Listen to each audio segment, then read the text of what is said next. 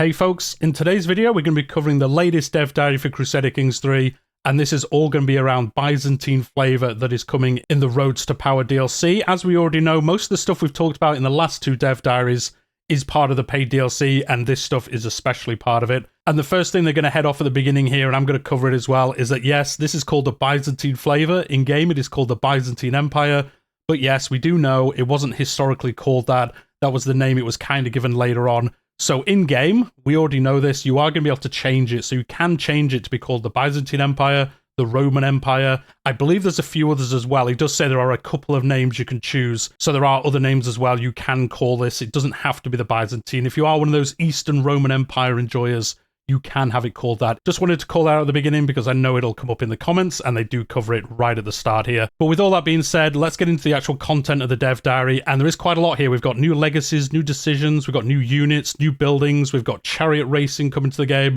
And then most importantly, we've got co-emperors and co-kings as well. So there is some content outside of Byzantium that is covered in here. But for the most part, it is for that area. So let's just get into it. So this is the flagship for administrative government, as we've already covered in some recent dev diaries about how admin government is going to work.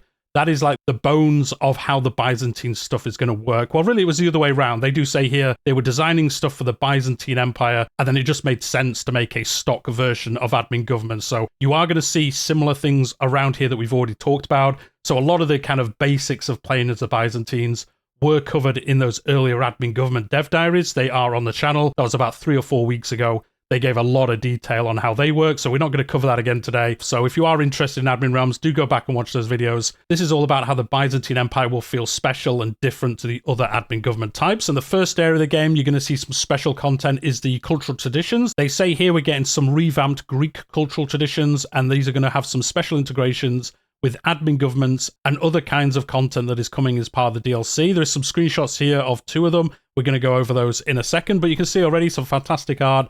And you can see they affect so much stuff, both of these, and a lot of Byzantine stuff here as well. The Born in the Purple trait for Roman ceremonies. And you can see in palace politics, chief eunuch court positions, all these different Byzantine flavor bits, and they're going to cover some of that right now. So the first thing they're saying here is calling out the fantastic art, as I just did. As always, some great art as part of this DLC. And palace politics is the first example we were just looking at. Not only does this unlock the new Varangian Guards Men-At-Arms type and a new court position, it also incorporates several unique bonuses to demonstrate Greek affinity for the admin government type. So again, building on the admin government base with some special flavor for the Byzantines.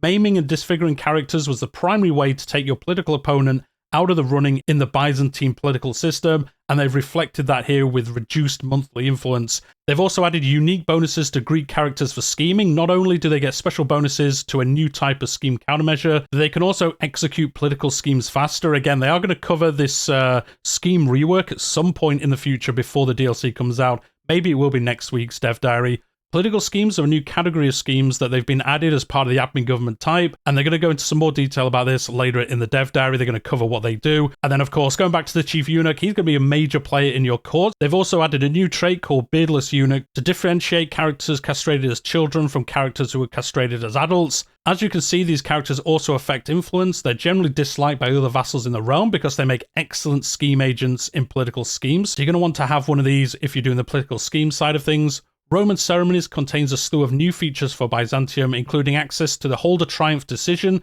which they are going to talk about later, the Chariot Race activity, they're going to cover that as well, and its associated court positions, and a new type of diarchy called a duumvirate. I think that's how you pronounce it, as always. I've probably done it wrong, but I do believe that's how Google told me to pronounce that, and that is going to be the co-emperors, and again, that is covered later on in the video. And that's not all, there are some different ones as well. Imperial Tagmata unlocks the Byzantine Men-At-Arms discussed in the next section of the dev diary, and also provides some unique bonuses that are useful for admin realms. You can see that on the screen at the moment, some cool bonuses there. This cultural tradition allows governors with the frontier admin type to borrow title Men-At-Arms from non-frontier neighbours in their realm. They can also get additional title Men-At-Arms regiment slots and a bonus to their heavy cavalry regiment maximum size. So this does alter a little bit how the governorship system works. That was covered in the very first dev diary about Roads to Power, about how you can borrow units off other people around you to fight wars and things like that. So again, some additional changes here depending if you are playing as the Byzantines.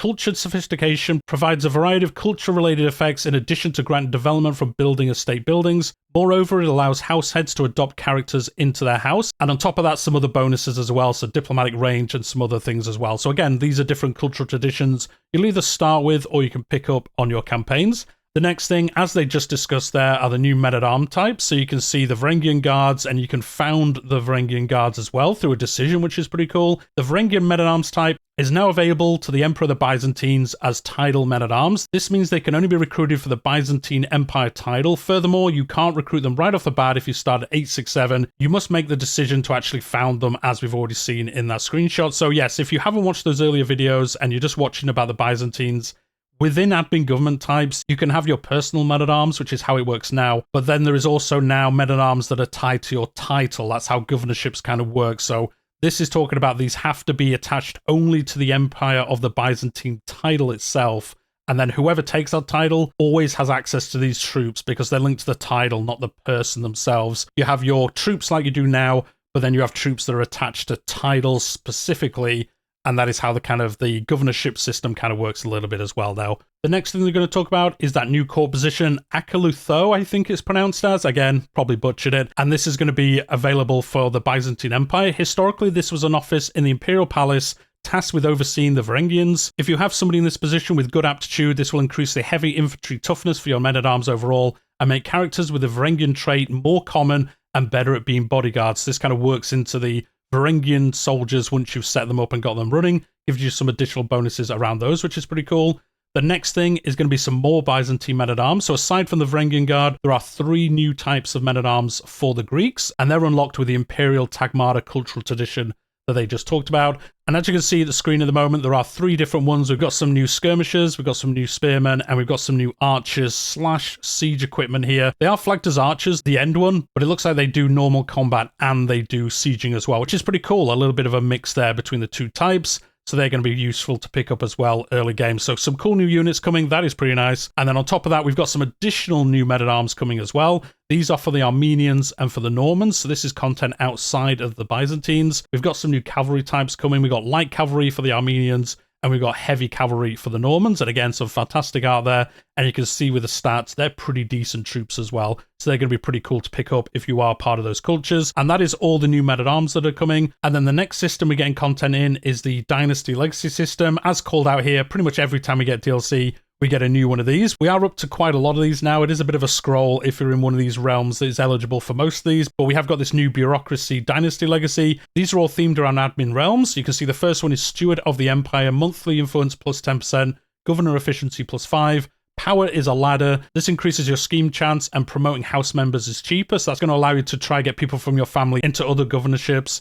House and home, domicile building construction is quicker, powerful family rating plus 15, which is pretty good, and then unlocks reception hall estate building. That is unique to this tree. Eternal city, a bit of development growth, a bit of popular opinion, and again, another unique estate building, the Cabinet of Curiosities. The last one, I'm not even going to try pronounce. Vassals and noble families are less likely to join claimant factions or use the depose scheme. Unlocks order mass arrest decision. That's going to be a cool one to click. So as you can see, all these themed around admin government types, and especially around the Byzantines in a way. You're probably going to be picking this every time you're playing as the Byzantines. And then as called out above, this does unlock 2 special buildings, and they're going to go over those now. So the first one was the reception hall. This provides legitimacy to house members who ascend to the imperial throne. For every feast or grand wedding that the house members host in their barony where the house estate is located, the counter on the internal building increases. Once the house member wins the acclamation succession and becomes emperor, the counter resets. So this is basically a building, this sounds pretty cool, where you don't actually pay for the upgrades.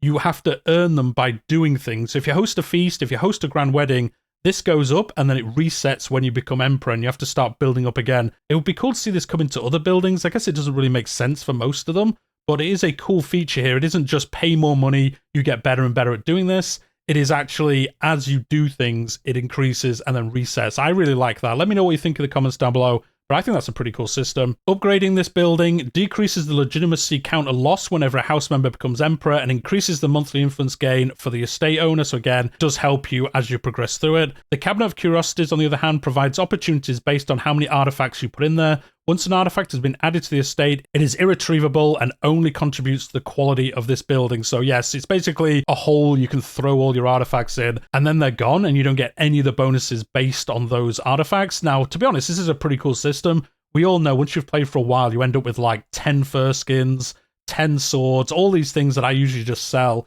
Well, in this case, if you've got a bunch of money, which you might have as an admin government, you can just throw them in there, and then you get bonuses depending on how many you've put in. And you can see that on the screenshot here. You press the button, you throw artifacts in, and you get quality score based on what you've put in there. And then that increases the bonuses that it gives. So again, similar to the previous one, this isn't just spend gold, building gets better. This is interact with the system, building gets better. So again, I like how this works. As you can see in this screenshot, this is the second level of the Cabinet of Curiosities, which is available after you've contributed enough artifacts to get the quality up to 15 or higher. You can see the breakdown of scores as well in this screenshot. Essentially, the better the artifact is, the more points you get towards the system. Upgrading this internal estate building makes it cheaper and easier to attain higher quality artifacts and allows you to request artifacts from other house members. The more this building upgrades, the more bonuses you will also receive in stewardship and learning, as well as your renown and influence gain. So again, a cool way to just deposit all your artifacts you're not interested in and get these kind of wide-ranging bonuses depending on how high you get it. Finally, this does unlock the Order Mass Arrest decision, and they're not going to give us any information. They're going to say, you'll find out about that once you actually play the game, which is a little bit of a tease there. The next area of the game we're going to talk about that has additional content, and they've already discussed this previously, is the political schemes. Again, they're not going to show us how the scheme system is getting totally redone. I kind of feel like they should have covered that before now, because there's been a couple of dev diaries where they've kind of talked about this, and in each one they say, oh, we're going to cover the scheme rework later on. I kind of feel like they should have just covered it earlier, and then all of these would have made a little bit more sense, as we don't really know how the base system works. They've just covered a few times like, oh, you have these additional positions, things like that. So anyway, we're going to get that again. We're going to get a little rundown of how the system works with these new scheme types. But the actual system itself will get talked about in a later dev diary before the launch. I would hope so anyway. But as we were saying, political schemes. So as mentioned in the dev diaries for admin governments, they've created a new category of schemes called political schemes, and these are available to characters in admin governments. The Byzantines, and by extension admin realms, should be much more about intrigue and scheming than war. In these realms, palace politics and backhanded trickery reign supreme. So as they do say here, they cover this in those dev diaries. Expanding your influence within these empires is much more going to be about schemes, things like that. You can't really just go to war. So it's more about building up your power, getting better governorships, and then ultimately becoming the emperor or something along those lines, depending on what you'll kind of want to do in your campaigns that you're playing. And the first one they're going to show off here is the new slander scheme. This is used to kind of smear the campaigns of your political rivals. If you're trying to get a better governorship, maybe if you're even trying to become emperor, you can use this to knock other people down the tiers, and then maybe you'll come out on top and get that position as well. In this example though, it is actually the emperor himself trying to do it. Maybe this guy doesn't like you, maybe he's trying to worm his way higher up in the government and you don't want him to. So in this one, he's got excellent scheme odds chance, and if it's successful, the other person will get slandered. And you can see in the screenshot there are different agent selections, and they affect different areas of these schemes. If successful, this scheme lowers the target's candidate score for different successions within the realm and lowers their governor efficiency by 5% for 10 years. This combo of effects makes them a much less desirable candidate for many positions. So again, if you're trying to affect somebody's promotion, you can do this and it's going to affect them pretty badly. Another scheme that you'll definitely want to try out is the raid estate, in which you try to successfully raid another estate and try to steal things from them. You can see that on the screen at the moment. This person is trying to raid another strategist's land and try to take some things from them. So as you can see, scheme odds poor. He's not going to be very successful with this. And you can see here, you try gain some gold. Do you actually steal any artifacts? I don't think you do actually. It looks like you just steal gold from them, at least in this example. And if you are discovered, you will become their rival. That does make a lot of sense. And you can see here, you can have these different agents, and that will affect different areas of this. And again, we're going to cover that in a later dev diary, hopefully. Of course, it is imperative that this kind of activity remains under the radar, or there will be consequences, as we've just seen. The potential rewards, on the other hand, are quite large. Gold for yourself and fewer political rivals from the other noble family, as they will be weakened. Disrupting your political rival's base of operations can prove quite fruitful. So I suppose that is a good point. You do get gold, but it's also about making them worse as well, which does allow you to get better promotions and things like that. With plenty of these new political schemes, in addition to a whole buffet of new character interactions, you'll have all the tools you need to plot and scheme your way to power within the Byzantine Empire. All these different ways you can play that internal game, trying to gain better governorships, gain the emperor position in the end, and then obviously keep that position. Other people are going to be trying to do it to you as well. So it's going to be playing that game within the empire whilst you're also trying to expand the empire as well. So trying to recreate really what happened in the Byzantine/Roman Empire during this time frame. And from what we've seen, I think this looks pretty cool. It is going to be a different type of gameplay versus the normal feudal clan government types and things like that, which we've already seen in the previous dev diaries. But I think, again, this is just additional things added onto that. The next thing they're going to talk about is chariot racing. Yes, we're getting chariot racing. You can do betting. You can have your own chariot races, all these kind of things. Think of it kind of how like the tournaments kind of play out. It's a little bit like that, but it is obviously chariot racing instead. So the Byzantine Empire wouldn't be complete without chariot racing and beautiful new art for the Hippodrome. The sport wasn't at its peak of popularity during the high medieval ages, but it is part and parcel of the Byzantine experience, so they've added it anyway. So yes, it wasn't exactly still in its prime at this point, but it's such a fun and flavorful part of the Byzantines that they wanted to add it in, and, you know, I'm going to go along with this because why not? So the intent, so obviously if you do any kind of activities already, they've come over to this system as well, but they've added a few custom ones as well. So the default intent will always be increased influence, but you can also appease the populace if your popular opinion is low. So they're two new intents that you don't currently have. Of course, there are the standard ones you can choose as well. So you can do like recreation, try and make friends, try and murder someone.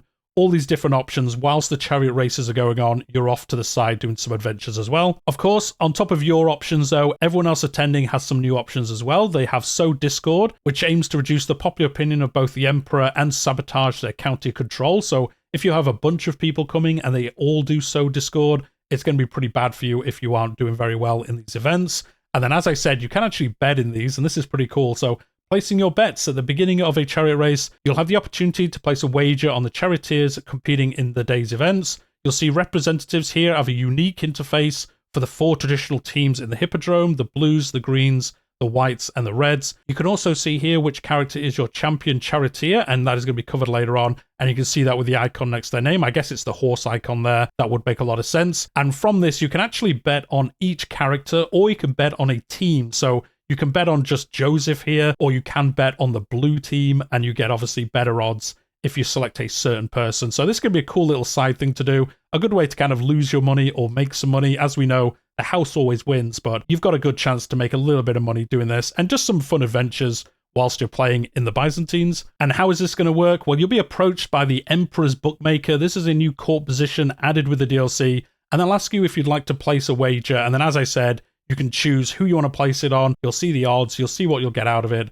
and then you can choose if you want to do it or not. And then obviously, if you have your own court charioteer, you're probably going to put money on them because hopefully they are the best person. And what is that position? It is a new court position, as they just mentioned. Every landed and landless title holder with the Roman ceremonies cultural tradition that they covered at the beginning has access to the new champion charioteer court position. If hired, these characters will travel with you to chariot races and compete on your behalf. And you can see here, much like most of these, you select somebody, they have 2 different options about what you want them to train in, and then they're obviously better and better at this depending on their aptitude. It is going to be very martial focused. You can tell that by the red border at the top, if it wasn't super obvious anyway. Each of these characters is assigned a trait indicating which team they're on and how much experience they have competing. The more experience they have, the better they are, and you can see that already on that screenshot. The charioteering trait has got 2 levels, and they get bonuses depending on how far they've progressed in it. If you want to train up your charioteers between races, these happen every 10 years in the game, so you want to work on increasing your stables estate building, and then you can train them during these 10-year intervals.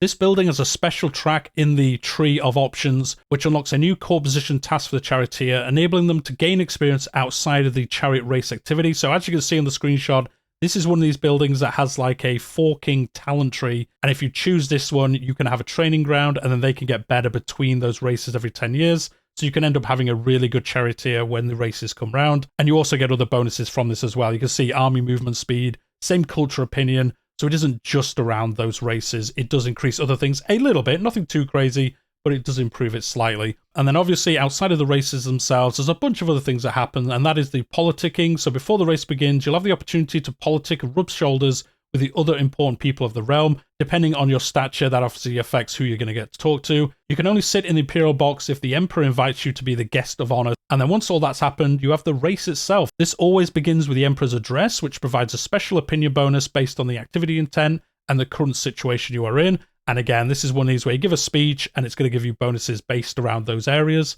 And then the race itself, it doesn't just tell you the answers. You actually get to track the charioteers, and they're placed via the new UI element on the side of the activity window, which we've seen before. And of course, they've added chariot animations complete with horses, which will be available in the barbershop. So we're going to get some cool pictures from those as well. And you can see here, as these events play out, It's actually going to change the order of the charioteers on the right-hand side. That's really cool. They could easily have just had it like, oh, this guy's in the lead, this guy's second.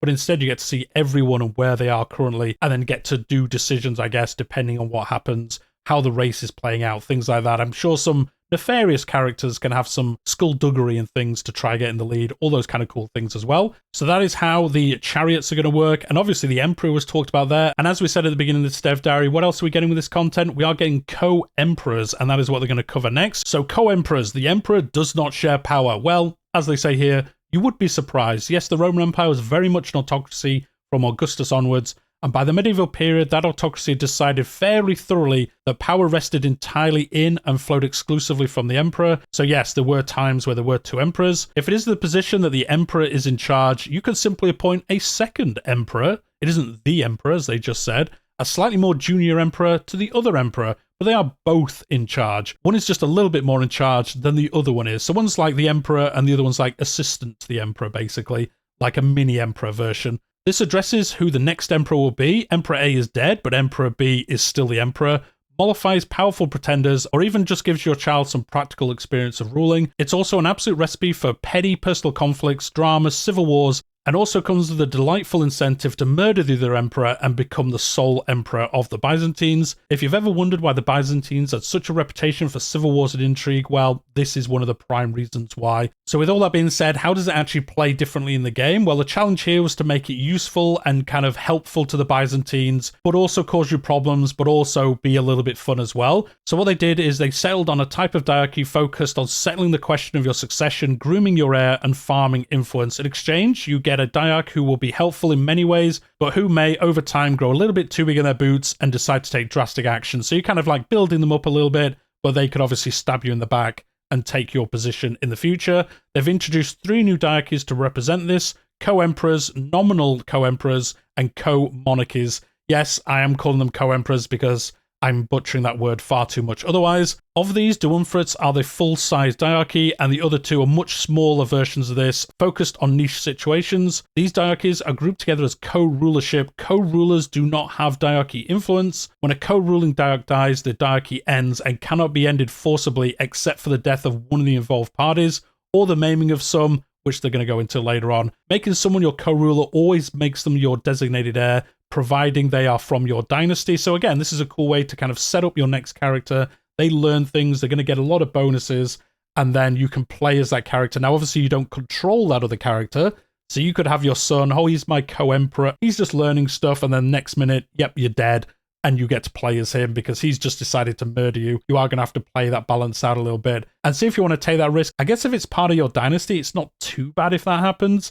If you have somebody who's a co-ruler who isn't from your dynasty, that is obviously when it's going to cause a bit of spiciness, and you're going to have to be careful with what you're getting up to. And with all of that, there's obviously some new modifiers that help this system work. And the first one is loyalty. So co-rulers take their loyalty first and foremost from how likely they are to inherit soon. They are happier the greater the age gap is. Conversely, if you have a co-ruler for decades, they'll start to get more and more annoyed without you dying. We track both the years count for this and how healthy you are versus your age. So if it is a very small age gap, as you get older, they're going to get more and more fidgety about trying to take your position, because obviously if you die at 60 and they're like 55, they're going to be thinking, I might not rule for very long, so maybe I need to kind of speed on your, move to the afterlife a little bit faster than you're planning. Whereas if there's a big gap, if you're like 50 and they're like 18 or something, they're probably going to be happier kind of waiting a little bit longer because they're thinking, well, he's going to die off soon. I'll get my chance. I'll just wait around, learn things, and then take that position. But again, it is affected by age and health and things like that. If they're young and maybe sickly, I wonder if they'll push to try become emperor because they're thinking, I'm not going to be around for that long and I want to kind of taste the goodness of being the emperor of the Byzantines. And you can see here a bunch of options. Age is not catching up with you, -5, all the way up to just die already. This is where they're really thinking like, look, just move on. I want to be emperor. -55, they're going to become disloyal, and then they're going to try kill you off. So yeah, you're going to have to keep an eye on this and see how that plays out. As they've said, there are other kinds of co-emperor, and this is nominal. Sometimes you're just looking to secure the succession, though appointing one of your infant children as co-emperor isn't a silver bullet ensuring they will win the purple. It does help quite a lot. Such a child can't really wield any true power, but they can start to grow accustomed to the ceremonies of rule. Nominal co-emperors have access to no borrowed powers. Instead, as the scales of power swing towards them, they become more cost-efficient to promote in admin offices and earn progress towards base skill points granted when they come of age. So again, this is a way to kind of like train somebody up. And then if you are in a good position where you've got your dynasty always kind of taking over from you, you can build into this system constantly and just have them, you know, until they come of age, just getting better and better. And then they'll take a governorship maybe, and then they'll get better, and then they'll take over from you. So again, a different way for these co-emperorships to work. And as they said before, this is all about training a child to become emperor when they come of age. So once they hit 16, they'll get more skill bonuses based on how well they've done in this role. The older a nominal co-emperor is, the more the natural resting point of the scales of power will swing towards them. To hurry the process, you may voluntarily cede authority to them. I mean, why would you do that? I guess you might want to. I guess if your child's like really, really good, you might want to do that. When your little partner reaches adulthood, the diarchy type is immediately converted to a true co-emperorship position. So again, this is just temporary until they become an adult, and then it switches to the proper type of co-rulers. So as you can see here, scales of power level 4, on becoming an adult, the diarch gets an additional +1 skill aligned to their education and +1 in 2 other skills. Pretty good bonus there. That scales up as well, depending on how good they are by the looks of it. And co-emperors are 100% more efficient to promote their admin offices. That's going to help them as well. So you aren't necessarily going to make them weak every time. There might be things where you're thinking, like, I'm going to play as that character pretty soon. I'll get them really high up on these scales of power, make them kind of almost be in charge, even though they are a child, because they're going to get better bonuses when they come of age. And then as they've discussed through all of this, like, what are the benefits of having these co-rulers before they take over as you? Well, both nominal co-emperors and full co-emperors boost your influence gain per month and give themselves some directly. If you elevate and support someone from a very young age, they'll not only be a fountain of influence to you, but hopefully have a steady supply of influence themselves when they inherit. So again, if it's someone from your dynasty, it's helping you, but then also makes them better. So when you play as them, you can have a little bit of a head start as well. As they say here, all you have to do is keep them sweet until that happens. They are a CPU character, so they could just bump you off early and kind of ruin your plans. So co-emperors themselves, they can be picked up in a few ways. They might be a nominal co-emperor who reaches adulthood. You might nominate an adult family member, or you might diffuse a faction by elevating its leader, forcefully putting truces on everyone in that faction. So there are some different ways you can get one of these, you know, through your own choice, someone in your family, or you might actually have a faction where you're like, I might lose to them. I'll make their leader a co-emperor, and that's going to be a little bit spicier of all those options. They carry over the passive influence gain and admin offices, promotions, efficiency they talked about in the last section. Additionally, as a full co-emperor is always an adult, provided all relevant circumstances permit, their children are considered to be born in the purple, just as those of the full emperor. So again, it is going to be a little bit spicy if somebody kind of forces their way on as a co-emperor. They do get a lot of bonuses, and their children get better as well. So again, kind of like long-term effects of this happening. Co-emperors have access to the standard suite of borrowed powers that we give most diarchs, though things like diarch revoke titles and diarch retract vassals cannot be used against the empire's admin vassals. Like all diarchs, they are somewhat better at scheming within the realm because they do have that additional power. Finally, they interact with the liege's realm laws slightly differently. Co-emperors can ask for it to be increased, taking the blame as diarchs usually do, but they may also ask for the imperial bureaucracy to be reduced. Obviously, they've got other schemes in mind, not necessarily what's best for the empire. This reduces any strife that the co-emperor has accrued substantially and makes co-emperors the only character other than the realm's liege that can directly affect its primary law. So again, some cool little interactions that are going to be happening here. And with all that, you know, you're not just sat there and you're kind of like taking instructions from this co-emperor. You can scapegoat them. So when two people ultimately hold power in an institution, petty personal spats can get out of hand quickly, and in fact they are actively incentivized. You can always blame the other guy.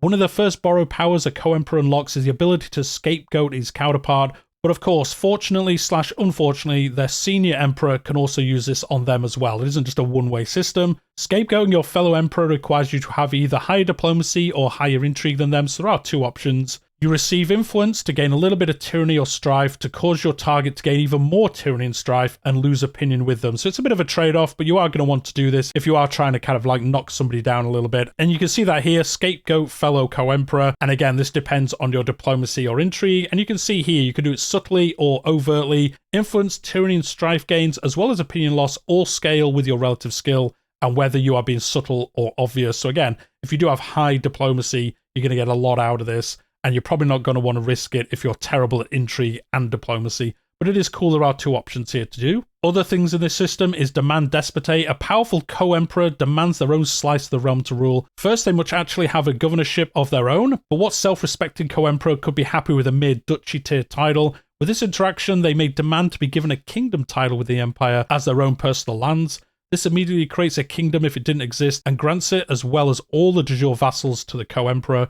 Refusing this interaction costs the senior emperor double the influence than the co-emperor paid to send it, so you can kind of like balance it out, I guess. If you can choose how much influence you put into it, it is going to hit a tipping point where they're like, well, I've got to give it to you, because otherwise I'm going to take such a massive influence hit. I'm going to have more trouble down the line if I say no. There are other ways to acquire these titles, but they generally involve more underhanded means and don't necessarily come with the immediate grant of potentially many vassals. This is kind of the best way to do this. It looks like you can scheme to be given the title, but you don't get given the vassals in that version of doing it. The next thing they're going to talk about is Imperial Expedition. This isn't just traveling, guys. This is a crazy good casus belli. So this borrowed power gives the co-emperor a single usage of a very powerful casus belli, the Imperial Expedition. This can be launched against realms that either border the empire or have territory de jure belonging to it. They can target all duchies that match either of these criteria and belong to the target, which is crazy. You can take all the duchies in these kinds of wars. Every governor bordering the defender will be forcibly called into the war as an ally. Non-bordering governors with martial province administration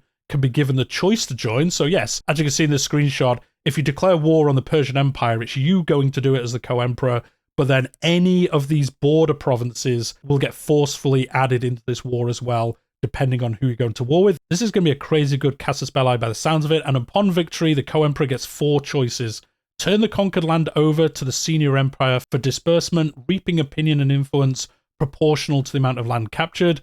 Keep their territories for themselves, losing opinion from their senior emperor. That sounds like a pretty good option, to be honest. Handing over most of the territory whilst keeping the best duchy for themselves. Appointing local interim governors. This gives no influence or opinion from the senior emperor, but does give plenty of opinion for the newly elected governors, as well as hooks on them, perfect for producing a batch of future loyal supporters. That is a good point, actually. That one would be pretty good, because they're obviously going to really, really like you. You also have hooks on them. They're not going to be like forced to vote for you, although with the hooks, potentially so. So that would be a good way. If you don't want to actually expand the lands and keep them for yourselves, you could put other characters in them, and then they're going to support you going forward. So some pretty cool options there. I'm sure most of you are going to pick either the second or the third one, but there are the other options as well, depending on what you're doing. And what is more merciful than sparing somebody's life whilst denying them the chance to look upon God's right hand ever again? Yes, co-emperors, senior emperors, and even culturally appropriate co-monarchs have access to the new maim co-ruler interaction. This allows you to choose whether you want to cut away their testicles, eyes, nose, leg, or even an arm if you want to. If a co-ruler maims their senior ruler, they will immediately usurp their top titles plus the entire capital duchy. If the senior ruler maims the co-ruler, then their diarchy ends and the former co-ruler is demoted back to whichever rank they held before holding this. The same logic applies to execution. So I guess, yeah, you could just do this maim co-emperor, and then they're kind of kicked out from this role. I imagine this must be pretty difficult to do, though, because that seems like a pretty good outcome for just maiming somebody. And you can see that in the screenshot here. So if this person maimed the co-emperor, they gain some stress because they're craven. They gain some dread, obviously, but then they gain the empire, the theme of Thrace, and then some other lands as well. And you can see the current ruler, he basically becomes their vassal. He gains disfigured, he leaves prison, he'll go back to being a governor or something like that. And you can see here there's some different options as they talked about, and that will obviously affect the character that you do it to. So, you know, really playing into that Byzantine historical things that happened. And this is a way to really grab the emperorship from somebody if you want to do so. Now, it does show in the screenshot just a button to press, but there must be some requirements to do this. You can't surely just do this whenever you want. Maybe they have to be in prison, which is going to be pretty difficult to do. That would make sense, would make it pretty hard to do. Having somebody in prison that is of that rank is pretty hard, and then you'd be able to do this if you wanted to. It also kind of fits a little bit more that way as well. And then as we discussed at the beginning of the dev diary, outside of co-emperors, they are adding some co-monarchies into the game. So these have no borrowed powers, are unique to feudal kingdoms and empires, and are primarily intended as an early game mechanic. Since a co-ruler is your designated heir, raising one of your children as a king or emperor in your lifetime allows you access to the designate heir mechanics much earlier than usual. With the advent of choose a new dynasty and the loosened restrictions on who you might play at death, this is much less of a balance concern than in previous patches. So yes, all of you that hate waiting for primogeniture, it looks like you can choose this option and you designate your next person, and then you help them a little bit get better. It isn't as in-depth as the ones above, but this is a way to kind of get around not getting primogeniture to much later in the game. Your new co-ruler can only be deposed by execution, or maiming if you have the cultural tradition required, has the same dubious loyalty mechanics as a co-emperor, so consider this a roleplay friendly alternative for putting your preferred heir on the throne without having to disinherit your 3 oldest children and getting the 4th one killed, etc. So I do like this. I know a lot of you play the game where you're like, I want this 4th person to be in charge. I'm going to kill off his 3 brothers. He's going to be the last one, and then he'll take over from me. This way you can kind of designate him as it, and then see how all that plays out. Obviously, you're not in an admin government, so instead of influence gain, co-monarchs gain vassal opinion scaling with the diplomacy to their liege, and gain a considerable monthly prestige that scales slightly up for empires. So whoever you choose do get a good bonus as well. So yes, if it is your designated heir, when you do play as them, they are going to have some higher opinion and hopefully some better prestige levels as well, which will help you once you take over. I think that makes sense within the system as well. And with all of that being said, that is all the co-rulership system. Let me know what you think in the comments down below. I've done my best to describe it whilst going through the dev diary, but I think this sounds pretty cool. I'm not sure how often I'm going to use it, but especially more roleplay campaigns and things like that, I think it's going to be very fun to use and see how it kind of plays out and whether it is actually useful for keeping power within the same house as you progress through it. Next, we're going to move on to new decisions. They've added a bunch of new decisions with associated content to make playing as the Byzantines feel much more unique, and they're going to highlight some of them here. So the first one is Hold Triumph. The Byzantine Empire can use the Hold Triumph decision after a major accomplishment like winning a war. This is a chance to capitalize on your success and reap the rewards. You may gain legitimacy, influence, and prestige depending on your actions. Some fantastic art as always, and then you'll be able to choose this and pick up those bonuses. The following events are reactive to what you've done most recently as the Emperor. For example, should you win a war against the Seljuks, you can hold a triumph and you'll get unique options on how to focus your speech. So very much like the chariots, and you get to do a speech before that, you get to do a triumph imperial speech here, and it gives different bonuses depending on which one you pick. The next one is Prepare Greek Fire Dromons.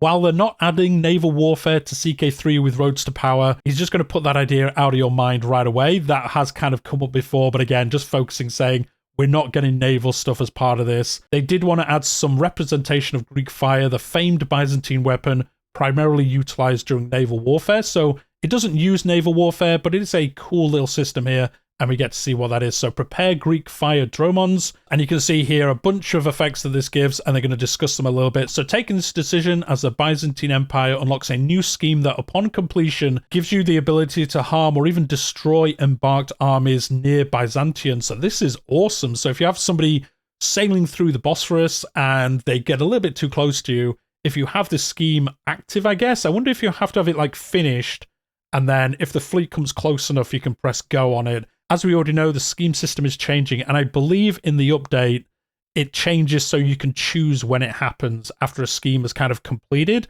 It doesn't necessarily always happen at that point. You can kind of like hold it in reserve. I would imagine that's what you do here. You have to do this scheme, maybe when you start a war, and then it's kind of ready to go if a fleet comes close enough to you, and then you can use it to either damage or even fully destroy an entire fleet, which is crazy. This is going to make some really fun campaigns, and as you can see, it plays out as an event once you do trigger it, and that is really cool to see. The next decision is Establish Silk Production. Taking this decision unlocks a unique building. This provides powerful bonuses. Upgrading the building to level 4 unlocks the Commission Silk Regalia decision, a means of acquiring a unique artifact, one of the many perks of being the Emperor. So an artisan from your state will produce a Silk Regalia artifact for you. So this is the only way to get that kind of regalia, and I'm sure it's going to have some crazy bonuses around that, especially as you have to get this up to level 4. There must be some pretty cool bonuses for it. Outside of all of that, the actual land of the Byzantines is changing as well. So this is terrain changes. A while back, there was a forum post that caught their attention around some changes that people wanted to see in Anatolia. With some changes, they've actually decided to implement these suggestions, and here is the updated terrain map of Anatolia. So I say this more often in the EU5 dev diary coverage that I do, because that is early in development, and I'm always saying, like, do go on the forums. If you watch any of those videos, you know that Johan is always replying to people, and that team has taken a lot of feedback on. And we obviously knew that was the case with CK3, but it's cool to see an example here of like, yes, we've seen your suggestions, and we're going to actually implement some of them into the game. So this is how Anatolia looks with the update. And as you can see, they have made some changes here. Most notably, they call out is a bunch of step terrain. They've also changed the impassable terrain layout around Cilicia. I believe there's the gates of Cilicia there. I don't know if that's the name of them. I watched a video they did recently, and they did call this out, saying they increased the impassable terrain and had the historical gates there. So it's actually pretty hard for an army to just get straight into the Byzantines at that point. So that is a cool change. And they've also adjusted some county boundaries and a bunch of other little changes as well. So cool to see them updating this. It makes sense with the kind of focus of the DLC as well. And then the last thing they're going to talk about is actually kind of a minor thing, but it's going to be very, very cool for both this DLC and then also some of the full conversion mods are going to make a special use of this, and that is gloss tooltips. One of the favorite things they've added in Roads to Power is what they call gloss functionality. I've always wavered about adding historical niche words or phrases into the game, especially if they wouldn't be translated. So, you know, these words that kind of make sense historically, but players might not know what they mean. They call out here that this expansion just wouldn't feel right without some Byzantine Greek words and phrases to really bring that flavor to this content. So to make this all work, they've implemented a new type of tooltip, and you can see that on the screen at the moment. So what this is if it has a kind of like a historical name, you can now hover over it and you get this cool animation that opens and it tells you what that means historically. So you can see here, this was an ancient Greek phrase from Homer's Iliad meaning ever to excel. And it's just like a little like this word means this, and it looks like they're going to be in purple. So if you ever see that color on a word, you can hover over it and you get some like historical context and what this means outside of Greek, like what the English translation is of it. I think this is awesome. I can only imagine what like the Elder Scrolls mod and things like that are going to use this in. This is going to be great for those because they can use like the proper names for things and then have this system where it converts it to English for you, but it fits like flavorfully in the mod itself. And with all that being said, that is the end of the dev diary this week. That is all the content coming for the Byzantine flavor in this DLC. He does say at the end here, there is actually some other little bits. They did kind of hint towards it earlier in the dev diary as well, that they're not going to talk about, they're just going to let us kind of experience as we play through the game. Now, one thing they didn't cover here, and we do know is coming, is the Fourth Crusade, and I'm surprised that wasn't called out here. I guess they kind of want it as not like a real surprise, because again, it was covered in the first dev diary about Roads to Power, but we do know we are getting a Fourth Crusade event chain, but I guess they want us to experience that once we actually get the game itself. So do let me know if you're watching this video for some reason after the DLC has come out and you've had some cool events. Do let me know in the comments down below. I'm sure we're all going to experience them relatively quickly. I think most of us are going to get in there and play as the Byzantines. Unlanded looks really cool, but I think a lot of us have been waiting for a Byzantine rework, so we're going to be getting in there and enjoying the game. So do let me know if you do spot any of these additional bits of content that they haven't talked about. That is the end of the video for today, so please do hit that like button if you've enjoyed it. Subscribe if you're new here. I cover all the dev diaries for Crusader Kings. I do discussion videos, news videos, we do campaigns, live streams. So if you have enjoyed it, please do subscribe. I'm also covering EU5, aka Project Caesar, in a very similar way. So if you do want to follow the development of the next Europa Universalis game, I'm also doing that on the channel, and I cover other historical strategy games as well. A lot of Civ 7 news coming very, very shortly on the channel. But anyway, we'll leave it there, and I'll see you in the next one.